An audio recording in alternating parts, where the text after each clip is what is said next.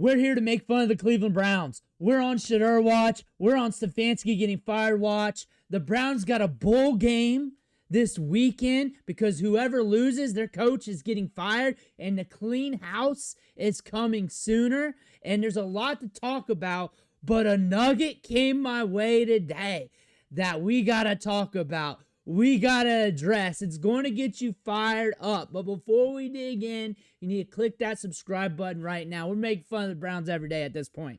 We're just making fun of them. We're on Shedeur watch, Stefanski getting fired watch.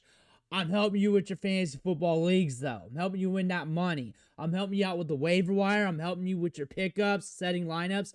That's what I primarily do, and I watch training camp practices like a sicko, and I do side quests like this. We're just vibing here, man. Click that button, stop missing out. But one nugget came today, and that's why I was going to take a Browns day off. They're getting beat up enough. But Mary Kay came out and dropped this nugget on Shedeur that's going to get your head twisted up with what these Browns are doing. Well, we don't get to watch very much of practice anymore, but in the short, little, brief period that I do get to watch him throw, he is throwing to the practice squad guys and the backup receivers in the early part of practice. We can see it, and his elite accuracy is always on display. And not only is it just accuracy, it's the fact that he has the kind of arm talent where he can vary the ball speed, he can throw it from different arm angles, he can do a lot of things to make it a catchable ball. And I think that goes a long way. If you talk to receivers, that's what they want. They want to be able to catch the football. And that really wasn't happening this season with Joe Flacco. There were so many drops. So I think that's going to be something that they can really capitalize on when Shedeur gets in there. The fact that he'll take something off of it. You know, sometimes he's accused of not having the strongest arm in the world. Part of that is because he will definitely lob it and, you know, throw a softer pass if that's what's needed in certain situations. And he'll do whatever it takes to get it there. And that 74% accuracy, which was an FBS high, that's legit. That's not because he's, you know, not throwing it away or he's not wanting to throw the Hail Mary or whatever the case may be. That is a legit statistic from what Stefanski's getting fired. It's just matter of time, matter of when he's getting fired. And he wasn't big on the Flacco trade. He's not really big with these quarterbacks in general. Gabriel, his guy, he is getting fired. Like 2 or 3 weeks ago, they said, "Hey, is Kevin on the hot seat?" And I said, no way. I said, he and Andrew Berry, I said, they're good. They're on lock. Then they traded Flacco. And Stefanski comes out, and I'll never forget listening to that press conference. And I was texting the guys. I'm like, "You listening to us right now?" Like, and he put it on Andrew. Like, he was like, "Look, you know, I trust Andrew." It's like he kept saying it like over and over again. And I'm like, "Yeah, I know Kevin did not want to create an environment where he had this veteran quarterback and who he wanted to continue starting. But at the very least, if he wasn't going to start him and he had a rookie starting, he wanted to make sure he had the veteran in the number 2 position, the support role. And then now that guy's playing for the Bengals. And, you know, you could tell, I'm like, this feels like there's a tiny bit of separation now. We know Dillon Gabriel isn't a starting quarterback. We looked at the evaluations going into the draft. We had him anointed during the draft process as a very good backup quarterback that can be a backup quarterback for years. He's a good prospect in those regards. They want to get an evaluation on Dillon Gabriel and drop him back 57 times. Okay, you see what that looks like. I think you've got your answer on Dillon Gabriel. He's a backup quarterback that has no business starting games in the National Football League. I did some research last night, Chris. We've had, since dating back to 2023, there have been 19 consecutive quarterbacks that have had over 50 passing attempts in a game. All of those guys have scored at least 10 points. You have to go back to week 7 in 2023 to find a quarterback that had over 50 passing attempts and that was unable to score 10 points in an actual NFL game. He's a solid prospect in those regards. Accuracy, mental processing, all that stuff. We know Dillon Gabriel is not the future. The story is written. He's going to be a good backup. That's it. End of discussion. If the defense is just great again this week and Dillon Gabriel stinks and they can't do anything and they can only score 16 points. Did they win? Then you're not going to feel good about a win. You're not. You're not going to feel because I don't think that Dillon Gabriel is going to be the future of the quarterback position for us anyway. So I might as well win the football game. Wouldn't you if he went on a tear? Wouldn't you if he had 4 games where the offense puts up points? Maybe, but I think you can wish in one hand and you know what in the other. I'm trying to be realistic. I'm trying to win a football game because I'm going to tell you about realism here. See, this is where you're living in a fantasy land. You accused me of it earlier and you might have been right. Let me tell you about the fantasy land you're living in. One, you want the offense to look good. I don't know how that's going to happen even against the Dolphins' terrible defense. So I just want to win the game because it doesn't matter. Because I'm telling you right now, you better settle up for it because the second the season ends, we're either going to be talking about looking for a new head coach and a new general manager or we're going to be bitching about quarterbacks for 4 months. Will Shedeur play on Sunday? Will they pull the ripcord? Or are they going to hold on to this, even though they're losing to the Dolphins if things aren't going well? Tony, Shedeur will definitely be the backup, I'm assuming, for this game. Barring injury, is there any way the Browns would make that change if the offense is struggling? There's going to be a call for it if Gabriel turns the ball over 3 times in the first half. Now, if they're handing off and punting, there's no reason to make a change. But if Gabriel is the reason they're in a hole to Miami at halftime, you know that stadium's going to be loud. Now, whether Stefanski does it, we'll see. He has not in the past with anybody else. Gabriel could play well. He could play well. This is a softer matchup. This could be a great matchup for Quinshon Judkins. This could be a good matchup here. That's why we were looking at Shedeur for this matchup. But Stefanski is a lame duck trying to be a live duck here. And he's not really trying to develop anybody. He's trying to get to the next week. The clock is ticking with the hatchet over his head. They're ready to make the cut. Chris, did you raise an eyebrow when he said the chair I'm currently sitting in? Yes, Riz, you and I shot each other a quick look when you used the word listen currently. to this. I understand, that for our fans, that's an important part of our interest in this game. But I also know in my chair that I'm currently sitting in, I don't listen to it. It's probably the easiest. I don't listen to it. The chair I'm currently sitting in. Think he knows something we don't know? And the thing about this team is accountability really may not be there with the players. Like, there's never anything really being mentioned. Everything's tight-lipped. Everything's tight. But honestly, you're seeing the offensive line. You're seeing mess-ups there. Wide receivers ain't getting open. What is going to happen here? And I said this before. I've said this last 2 days.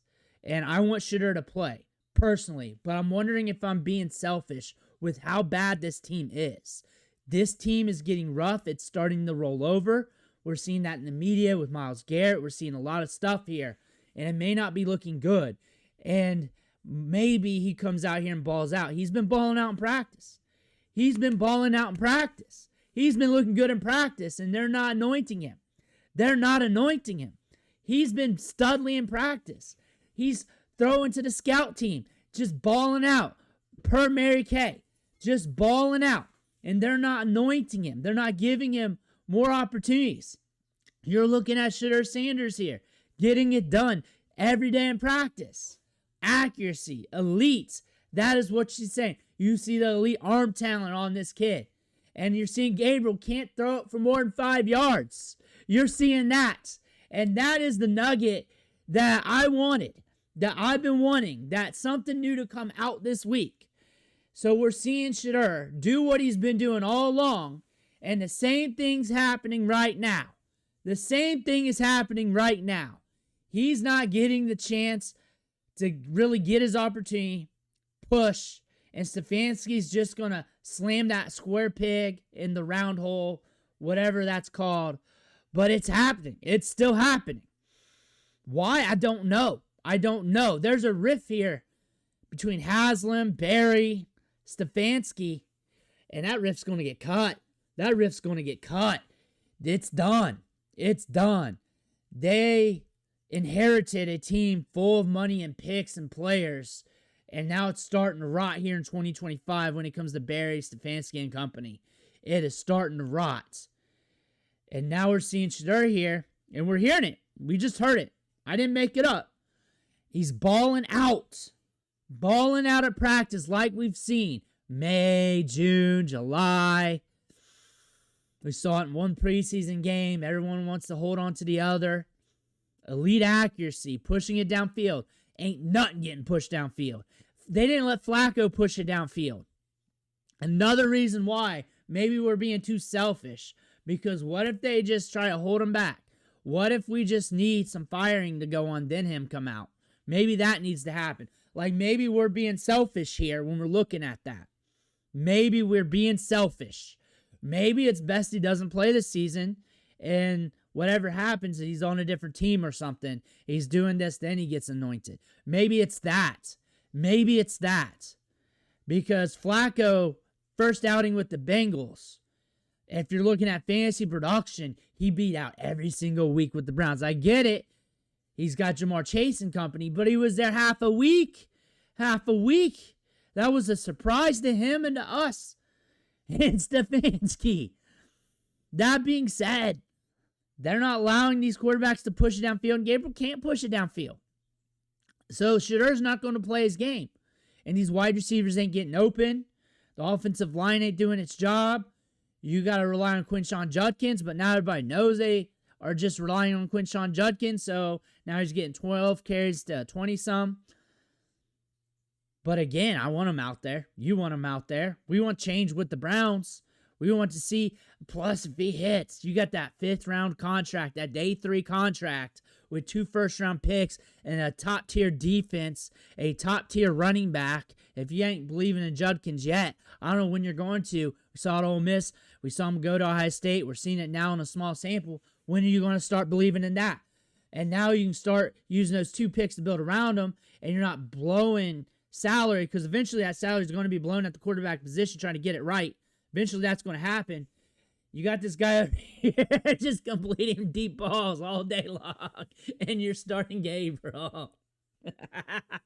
Stefanski just going to say, hey, we're just going to have to figure it out. We're going to keep things in-house. We'll figure it out. And then you got Shedeur back there just killing deep balls downfield all day long every practice with practice squad guys. Just balling out. And now you got Gabriel. He can't throw 5 yards downfield. We cut up the highlights from a TikTok the other day, and it was rough. He was throwing hospital balls left and right. And you're like, the system, he's got 2 games under his belt. It was 52 pass attempts, and nothing could come right. Nothing could come right. Like when's this got to stop? When can things just change? Like, oh my goodness. That's why we're making fun of the Browns here. And people ask me, or I was told, like, I couldn't do this all year long because obviously the practice clips are going to stop. That just caused me to dig right in deeper. And then I got creative, and I found all these highlights from all the radio shows and all this, giving you the news. And then on top of this, that really just motivated me, because out of spite, all those haters trying to say, hey, you can't do this. And they don't understand that I'm the sick one doing YouTube videos about football all day, that I'm looking at football all day, that I enjoy this. I'm having the funnest one out of this series right here. This is the funnest one. I have so much fun ripping it with you guys. And I think you guys can tell. This is hilarious, though. I've never seen a franchise so funny. So I have. That's true.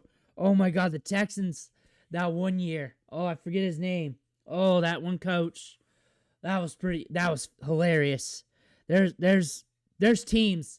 Like, you'll go and you'll say, well, the coaches have got to know more than you. They got to know more. Well, yes.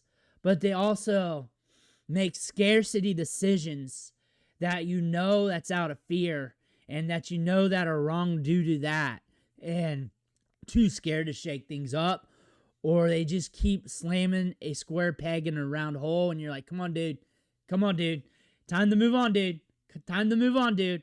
Now, basic stuff like that, leadership and stuff, like if you ran teams, you just know. Like, leadership is leadership. You got to one business to another, working for companies, leading teams. Like, you kind of understand, like, hey, you treat people like this, you see that, you kind of move things along, you figure it out. You kind of see that stuff with some of these coaches where the leadership, like, I can definitely tell you, like, accountability is lacking. like behind the scenes. I could just feel it. Like there's a mess up. There's not the appropriate conversation. Not saying there's no conversation, but there's no check-ins. There's no developments. Like, you're not seeing that. That's what you're not getting here. And this team just needs to cut house, clean house, cut house, burn it down.